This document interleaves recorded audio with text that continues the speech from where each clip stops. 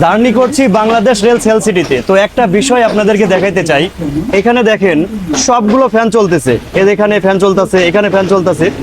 Unfortunately এই ফ্যানটা বন্ধ, এই ফ্যানটাও বন্ধ, এই ফ্যানটাও বন্ধ। এখন আমার প্রশ্ন হচ্ছে, এই যে মানুষগুলো এখানে বইছে বা আমি আমার পরিবার নিয়ে এখানে বইছি, তো আমরা কি ফ্রিতে যাচ্ছি কিনা? না না, এই জবাবদিহিতা করবো কাকে?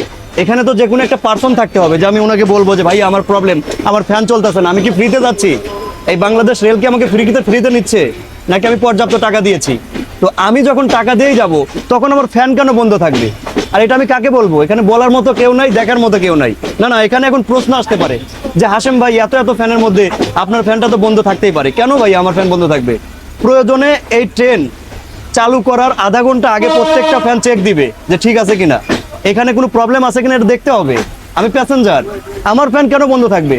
এখানে আমি টাকা দিয়ে যাচ্ছি, আমি 3-4টা বগিতে গেলাম, কাউকে আনফরচুনেটলি আমার ফোনের স্টোরেজ ফুল হওয়ার কারণে পুরোটা রেকর্ড হয়নি। আমার অবস্থার কি বলবো, এই যে ভদ্রলোক এখানে বসে আছে, ওনার মাথার উপর দিয়ে ওনার শরীরে পানি পড়তেছে এবং ওয়াশরুমের পানিগুলো বের হয়ে এসে ওনার পায়ের নিচে যাচ্ছে। কতটা বিশ্রী অবস্থা বাংলাদেশ রেলওয়ের, একটাবার চিন্তা করে দেখেন, উনি কি ফ্রিতে যাচ্ছে?